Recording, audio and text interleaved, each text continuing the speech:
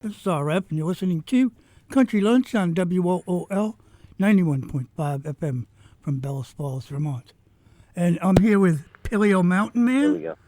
and Budcat 7. Okay, Hello. that's Budcat, yeah. Hey, Dave.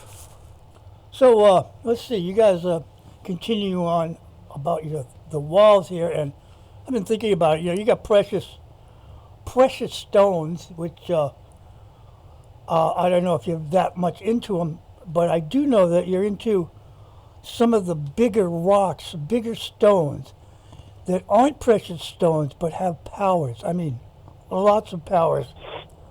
And I can feel that getting near these stones.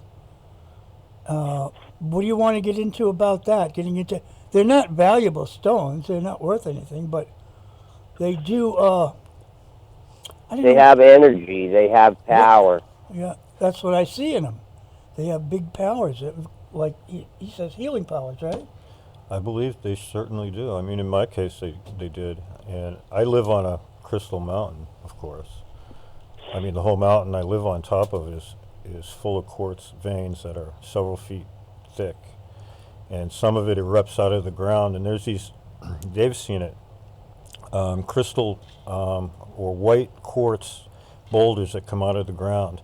And I've looked at them for a long time, and I found images in them.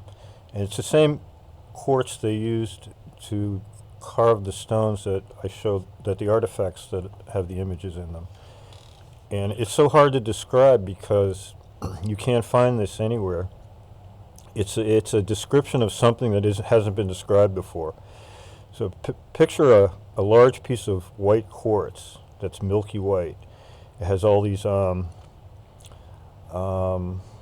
textures in it. And if you turn the stone, it has another side to it and another side.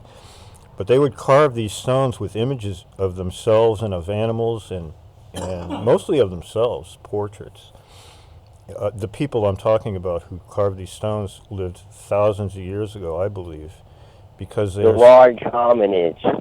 The large people. The large people. The white stone the people with the very good eyesight, and the very flair for artistic ability, because this isn't something that people go around and do. Pick a quarry stone and put minute images in them that you can't even see unless you're very aware that they're there. And they're there, they're real, they're beautiful, they're undescribed by anyone. And Dave and I noticed white quartz was peculiar to the areas we were searching in Connecticut and Vermont and in the area. And it turns out that white quartz was so special to these people that they put their own images in them. And they created sculptures and carvings and stories. And every stone is a story. And it has many different images. And a lot of those images are of elephants. And that's a very big theme, mammoth. And that's how we can see how old these stones are. These people had mammoth on their mind. And very large hominids, different types of looking people with different skulls and different shapes, heads. It was a whole society, a whole crew of people that we would not recognize today. And if you were walking through the woods down a trail and saw one of these very large people, you'd walk the other way very fast, I think. I don't think you'd go up and meet them. Because the images that they carved in these stones are so real and so authentic. I don't do anything to them except bring them out by photographing them. And they're images of giants wearing strange clothes. There's images of people with almond-shaped eyes and sort of hook-shaped noses. Mesoamerican-looking people in a lot of cases. Different types of people. Even I call them ape men. I don't know what to call them. They look like large primate animals, but they're people. They wear clothes and they have intelligence in their eyes. There's my dog.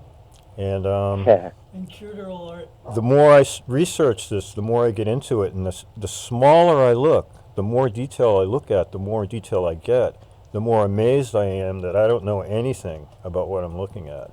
These people who created these images, someone had to think about it to create the image. It was in someone's mind, and it's unexplainable. Maybe you can explain it, Dave. I can't.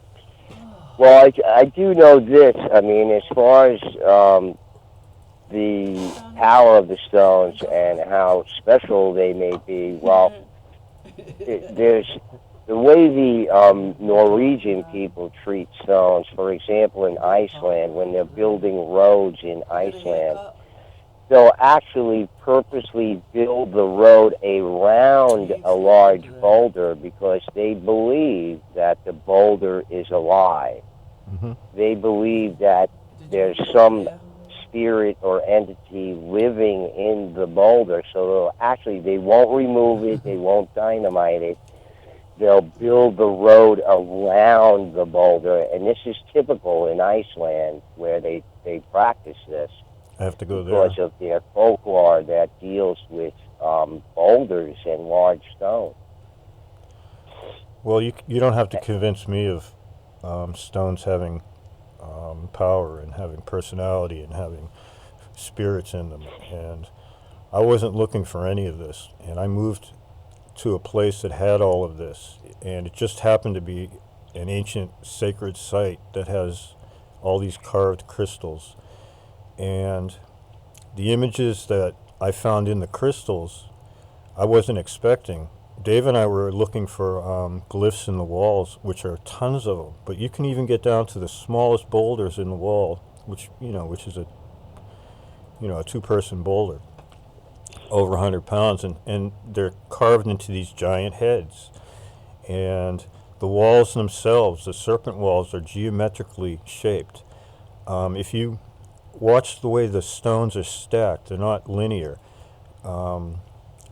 They're stacked in arches, they're stacked in grids.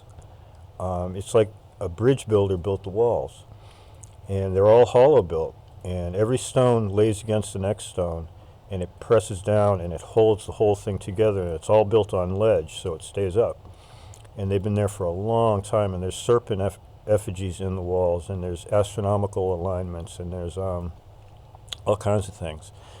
And that's wondrous enough, but even the smallest stone artifacts have images in them. And they carve their portraits, and we know what they looked like, and we know what their imaginations looked like too, because they carved a lot of things. They didn't just carve a portrait. They were artistic.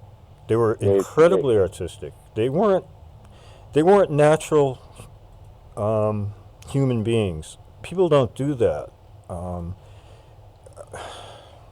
They don't generate those kind of images and put them on stone like that. Something special happened there. Who did it, I don't know. The people that they carved, they probably did it, the faces, but there's so many varied types of faces in these stones.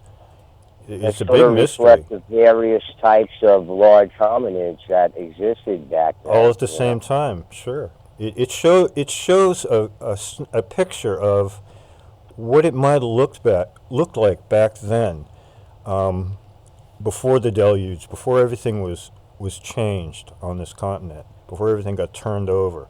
That's what it seems like. Everything got turned over until. Yeah, these people were living in a giant megacity. That's Sure. what they were living in. The entire northeastern section of North America was a giant stone megacity, the biggest one in the world.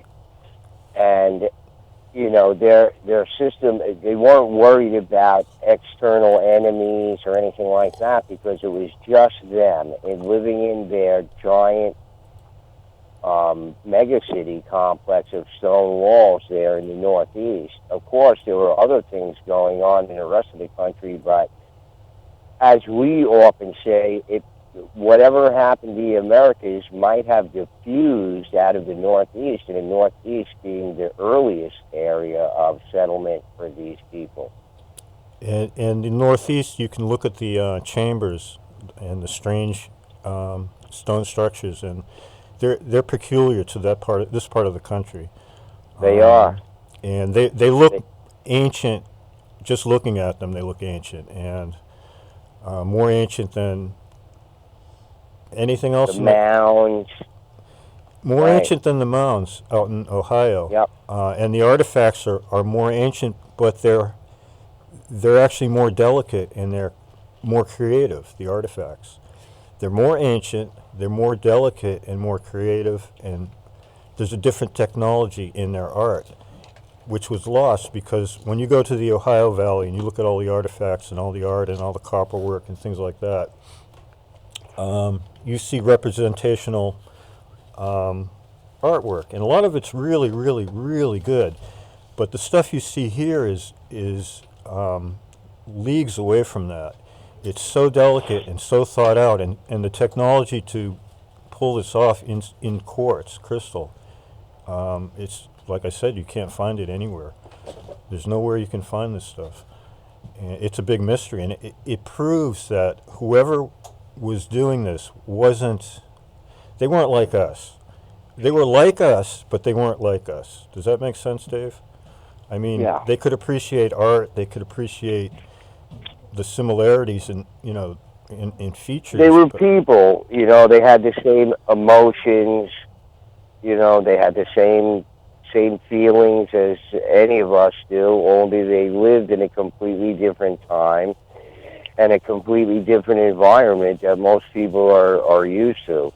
and the So oxygen levels might have been different. There might have been a lot more oxygen back the then. gravity, I think, was Um, different as well.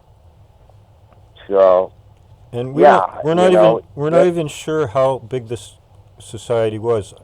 At least all of New England and down towards down the coast and out west, you still find evidence of giants all the way out to the Catalina Islands every and single state, every state, every single state. You as know Dave will that show from you. my channel and my research on my channel. We got giants in every single state of the U.S. at least. Documented, sure. And And you can find out about those accounts on my channel, and track the progression of these people. You know, You can find out more information about stone walls by going to YouTube and searching for Paleo Mountain Man or Stonewall Research, Budcat 7.